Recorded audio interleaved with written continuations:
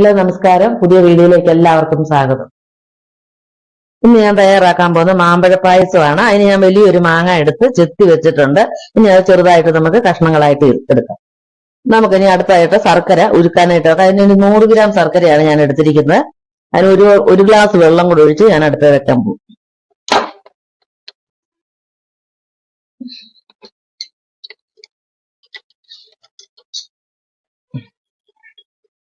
പാത്രം അടുപ്പ് വെച്ച് 2 ടേബിൾ സ്പൂൺ നെയ്യ് അതിനകത്ത് ഇട്ട് കൊടുക്കും.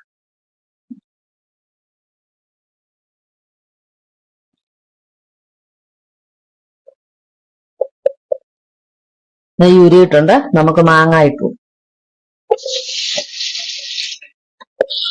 നല്ലപോലെ വഴറ്റി കൊടുക്കാം. നമുക്ക് വാങ്ങി വെക്കാം. ശർക്കര നല്ലതായിട്ട് പാനിയായിട്ടുണ്ട്. അത് ഞാൻ വാങ്ങി വെക്കാം. ചകൂരി അടുപ്പ് വെച്ച് വേവിച്ചെടുക്കാം. മാങ്ങ നല്ലതായിട്ട് വഴന്ന് നെയ്യും ഒക്കെ ആയിട്ട് പിടിച്ച് ഇനി നമുക്കിനി ശർക്കര അങ്ങ് ഒഴിച്ചു കൊടുക്കാം. ആവശ്യത്തിന് ഒഴിച്ചു കൊടുക്കാം. നമുക്ക് നോക്കിയിട്ട് പിന്നെ ഒഴിക്കാം. ശർക്കരക്കകത്ത് കിടന്ന് നല്ലപോലെ ഒന്ന് ഈ സിമ്മിനകത്ത് ഇടുവാണ്. മധുരം ഉണ്ടോന്നൊന്ന് നോക്കട്ടെ.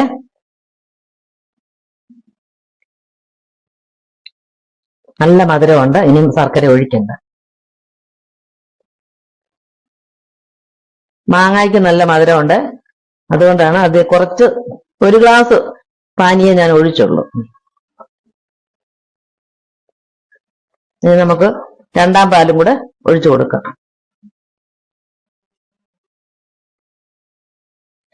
2ാം പാലും ഒഴിച്ചു കൊടുത്ത് നമുക്ക് തീയും കൂട്ടി വെക്കാം. എന്നിട്ട് നല്ലപോലെ ഇളക്കി കൊടുക്കാം.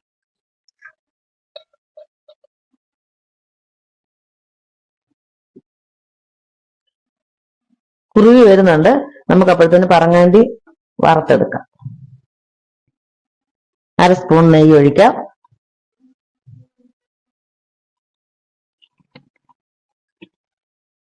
ഒരു നുള്ളു ഉപ്പ് ഇട്ട് കൊടുക്കുവാണ് പായസത്തിനകത്തോട്ട്.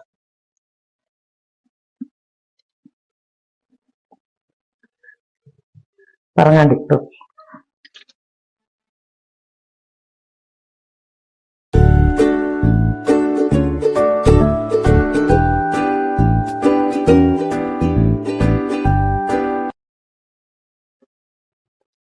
ഒന്നിരിക്കും അധികം അങ്ങ് വലുതാകണ്ട. ഞാൻ ഓഫ് ചെയ്യും.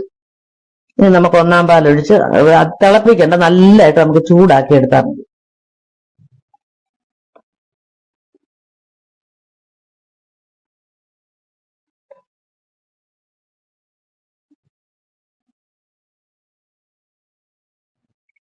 ചവ്വരിയും കൂടി ഇട്ട് കൊടുക്കാം.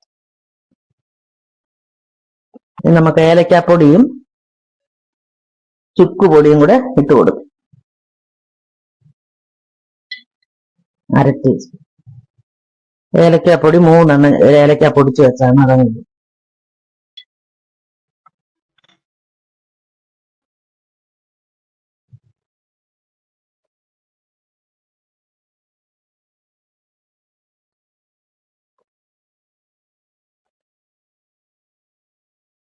നല്ലതായിട്ട് ചൂടായി. ഇനി നമുക്ക് പറങ്ങാണ്ടി വറുത്ത് വെച്ചതും മുന്തിരിങ്ങ വറുത്ത് വെച്ചതും കൂടെ ഇട്ട് കൊടുക്കും. തീ ഓഫ് ചെയ്യും.